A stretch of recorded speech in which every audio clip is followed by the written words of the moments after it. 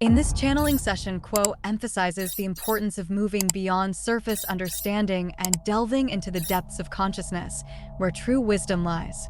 This session is a powerful reminder of the spiritual journey's complexities and the beauty found in the struggle for deeper understanding. I deeply desire to know in order to serve you. I love you unconditionally. November 2nd, 1986. Channeling disclaimer. This telepathic channeling has been taken from transcriptions of the weekly study and meditation meetings of the Rock Creek Research and Development Laboratories and L/L Research. It is offered in the hope that it may be useful to you. As the Confederation entities always make a point of saying, please use your discrimination and judgment in assessing this material. If something rings true to you, fine. If something does not resonate, please leave it behind, for neither we nor those of the Confederation would wish to be a stumbling block for any. Carla channeling. Quo.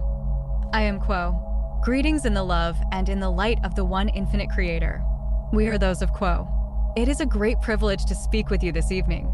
We would ask before channeling further that the instrument place her free hand in the free hand of the other instrument.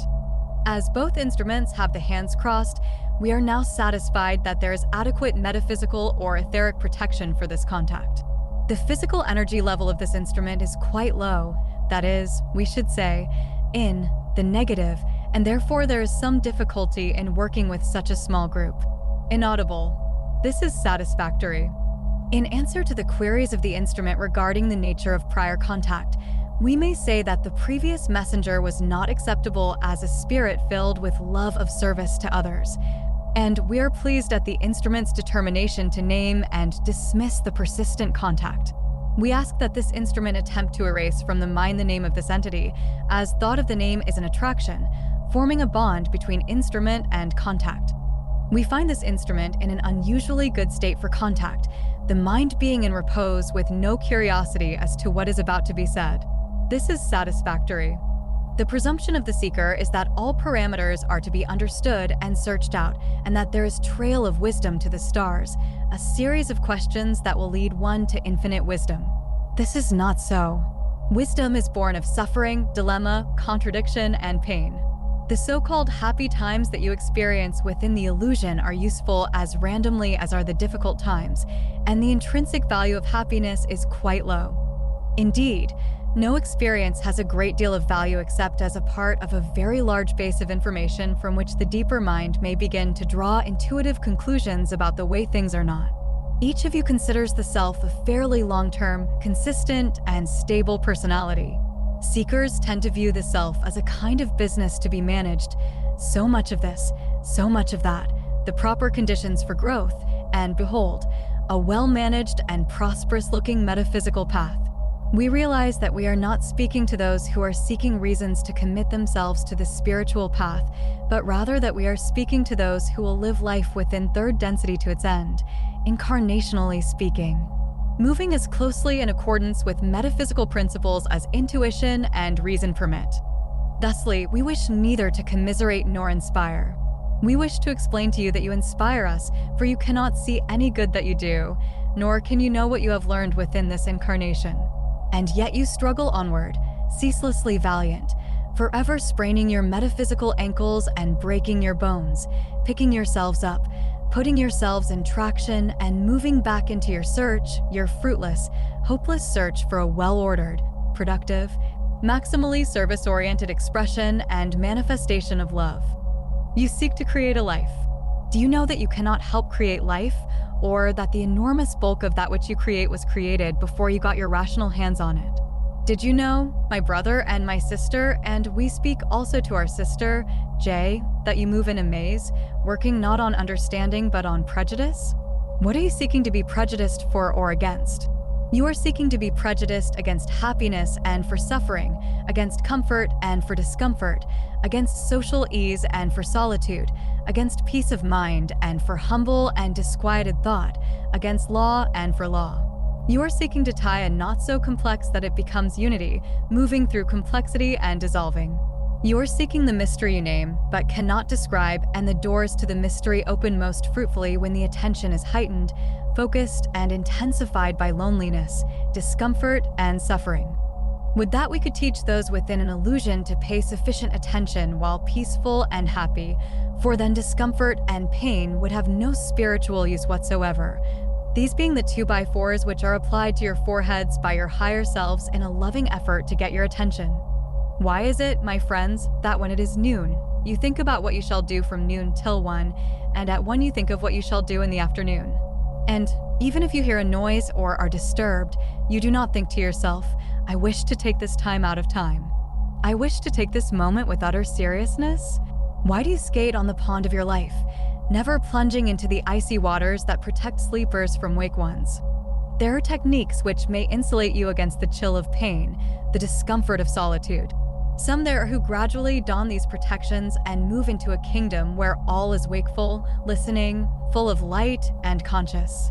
In attempting to understand the surface geography about you, metaphysically speaking, you cut yourself off from the acceptance of those tools which you can use to move through the icy waters of wakefulness.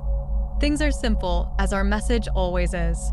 You may put on light, you may put on love, you may put on commitment, you may put on honest doubt.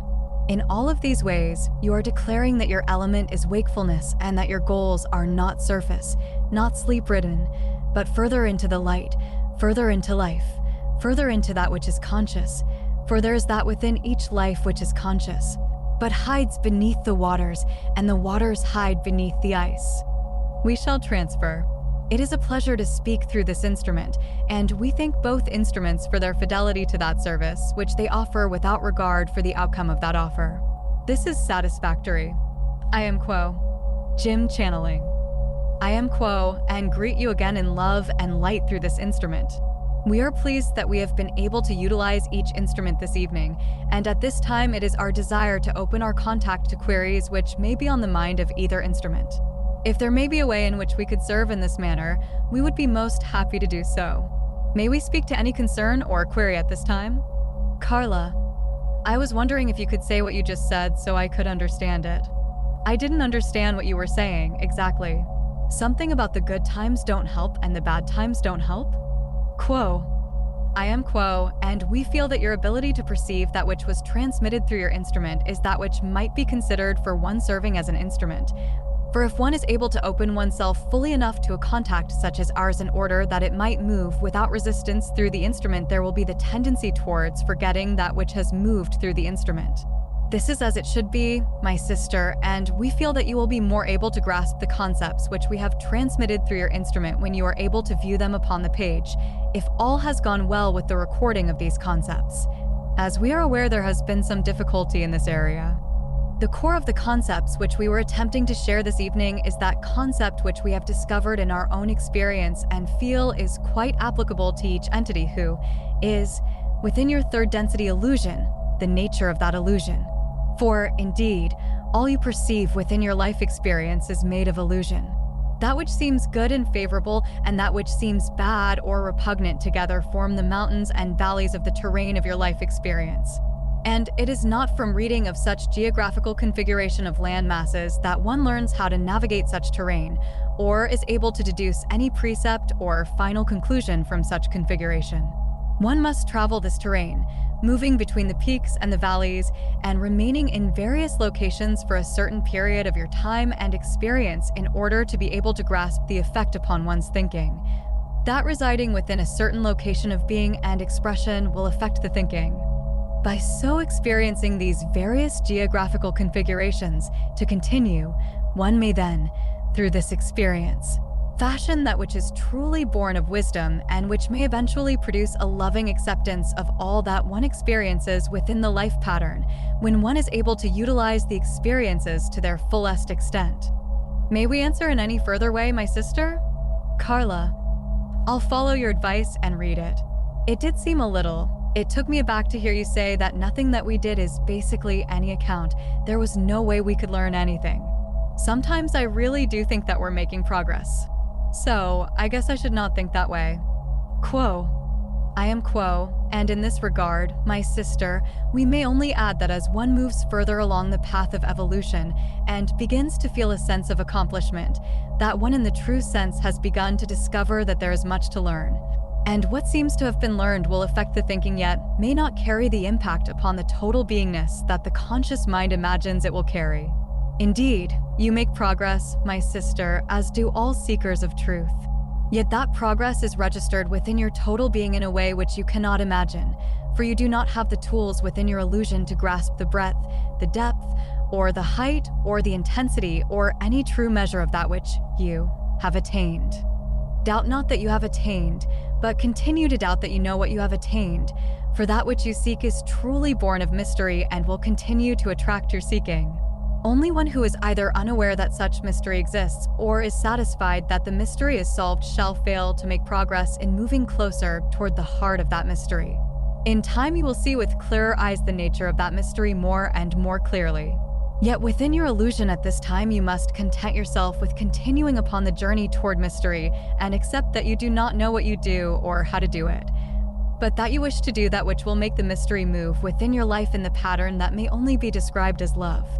May we answer further, my sister? Carla, I have a different question. Thank you for that answer. It helps a little bit, I'll read it. A couple of questions that have been on my mind, and I'm glad to have this chance to ask them. Just personal. Question number 1 on my mind. In writing the book on channeling, I've found more and more that I do have a fairly singular view of the nature of channeling and its context, and things that I really didn't know that I thought, in such an organized fashion. I've just been going along in my biases, I guess, and not really analyzing it. I find that I perceive channeling as a kind of ministry, like any other metaphysical or religious attempt to minister to people. Not in the sense of orthodox or unorthodox religion, but just in a sense of offering the best guidance that we can give and being responsible about and living according to metaphysical rules that produce some control over the phenomenon of channeling. It has begun to concern me that by offering this view of channeling to people who are thinking about channeling or who are channeling, I would help a few, but put off a great many more because of my perceptions of the basic nature of channeling. People are often put off by the thought of having to live a spiritual life according to metaphysical principles and, too much seriousness and discipline and so forth. Does my point of view have the best help I can give to the audience I want to offer this material to in it, or should I seek further for another expression of these principles? Quo. I am Quo, and my sister, in this regard, we may respond to your query by suggesting that that which is within you is that which you have to offer to others. Be not concerned that your own opinions will be given too much weight and will affect others overly much, for each will take from what you have to offer that which is appropriate to that entity at that particular point in its own journey of evolution.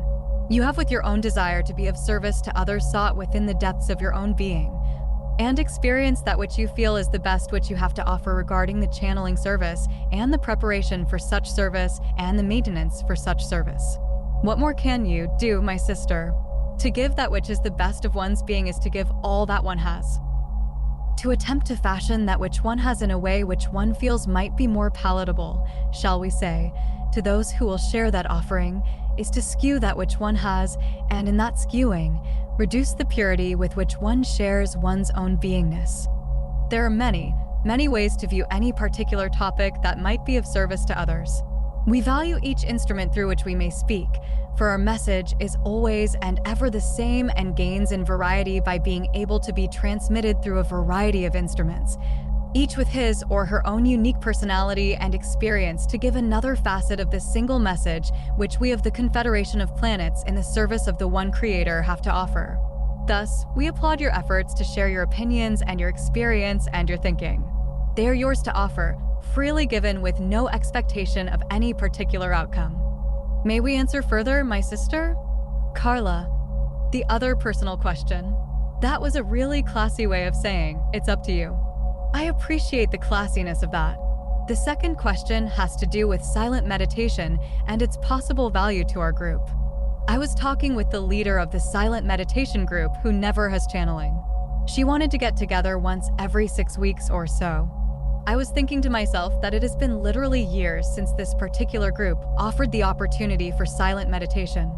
In your estimate, would it be more helpful for the channeling always to be included in meditations, or for there to be an occasional silent meditation in terms of the inspiration there that the experience would offer to those who sit in the circle? Quo. I am Quo, and again, my sister. The desires of the group are those considerations which will fashion that which is most appropriate for the group to experience as a group. We are aware that there are many ways for inspiration to be experienced. If meditation is chosen as one way in which inspiration may be experienced, then the further determination may also be made as to whether the vocal channeling shall be a part of that inspiration. We cannot decide for you. Tape ends.